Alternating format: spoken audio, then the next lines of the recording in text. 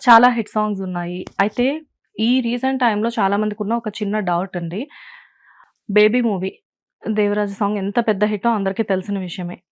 కానీ ఆ సాంగ్‌కి నేషనల్ అవార్డ్ ఎందుకు రాలేదు అని చెప్పేసి ఈ మధ్య కాలంలో నేషనల్ అవార్డ్ వచ్చిన అయ్యయ్యో! సాంగ్ కింద ఎంతో మంది కామెంట్స్ పెట్టారు. అయ్యయ్యయ్యో! సో దీని గురించి మీరు ఎందుకు రాలేదు అనే దానికి గురించి అసలు ఎప్పుడు మాట్లాడొద్దండి.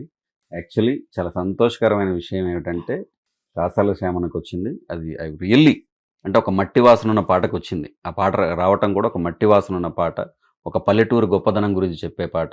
అదేవిధంగా 'బేబీలో' పీవీఎస్ఎన్ రోహిత్ గారికొచ్చింది. మన నాకు తెలిసి మిత్రుడు సురేష్ బనిశెట్టి రాసినట్టున్నాడు పాట. ఆ పాటకు అద్భుతమైనటువంటి ఇదొచ్చింది. ప్రతి పాటకి అర్హత ఉందండి.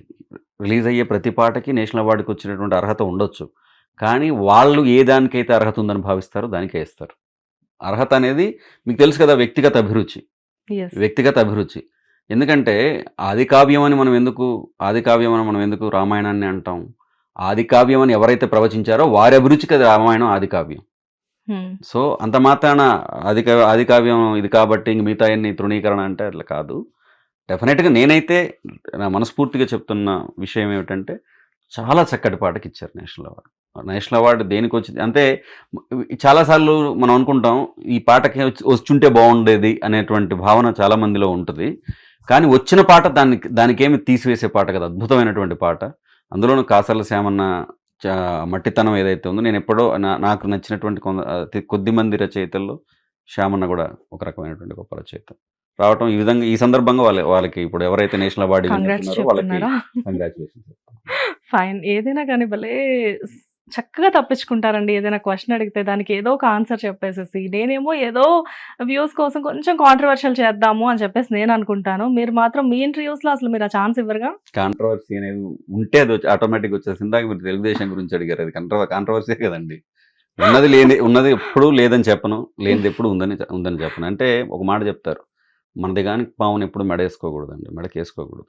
మన పాము అయితే ఓకే. మనది గాని పాము మెడనేసుకుంటే అది ఈశ్వరుడిని కూడా వదిలిపెట్టదు. సో మనకెందుకండి.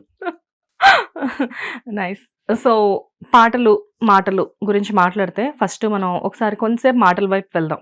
లైక్ అంటే 'మైఖేల్' మూవీ అనేది పెద్దగా దానికి ఆదరణ లభించకపోవడం అనేది మీకు తెలుసు. తెలుసు. అయినప్పటికీ కూడా ఆ మూవీ చూసిన తర్వాత ఎవరైనా గానీ అబ్బా! భలే ఉన్నాయి డైలాగ్స్ అనుకుంటారు.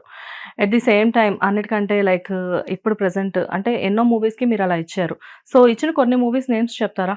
అంటే నా మొదటి సినిమా వచ్చేసి 'ఎస్‌వై నో ఎగ్జిట్' అండి. హ్మ్. దానికి నేను మాటలు, పాటలు రాశాను. సన్నీ కొమ్మాలపాటి గారని యాహ్! చెప్పేసి సన్నీ కొమ్మాలపాటి గారు నాకు అవకాశం ఇచ్చారు. నేను వచ్చిన వెరీ రీసెంట్ టైమ్స్‌లో ఇచ్చారు ఆయన నాకు. I would like to thank him right now. Yeah! ఈ సందర్భంగా I would like to thank him.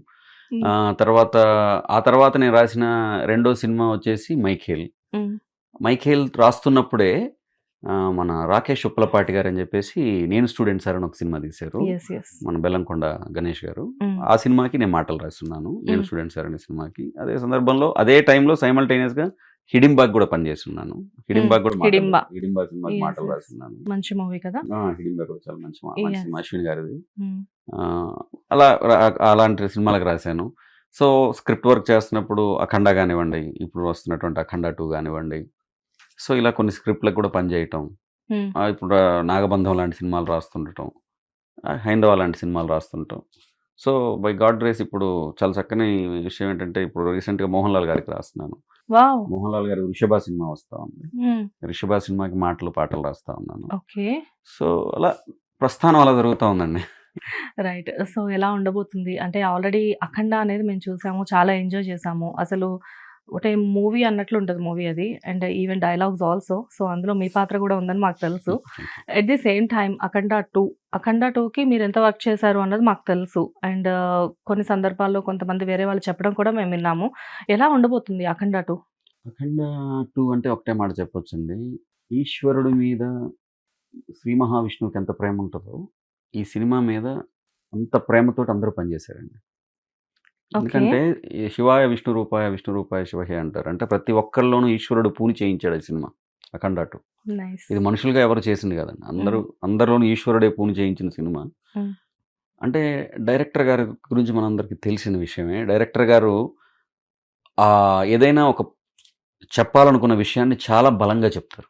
చాలా బలంగా చెప్తారు. ఈ సినిమాలో కూడా చాలా చాలా అద్భుతంగా కుదిరాయి అన్నీ. అన్నీ కూడా చాలా అద్భుతంగా కుదిరాయి. నాకు తెలిసినంత వరకు అయితే అంటే ఈ ఈ ఈ సంవత్సరంలో చాలా చెప్పుకోదగ్గ సినిమా అవుతుందండి. యాహ్! ఈ ఇయర్ రిలీజ్‌కి ఉంది కదా ఆల్రెడీ. చాలా చెప్పుకోదగ్గ సినిమా. అందులో మీరు ఇంకొంచెం మిగతా టైం కంటే కూడా ఇక్కడ ఇంకొంచెం ప్రేమించి రాసినట్టున్నారు డైలాగ్స్ అంతా కూడా.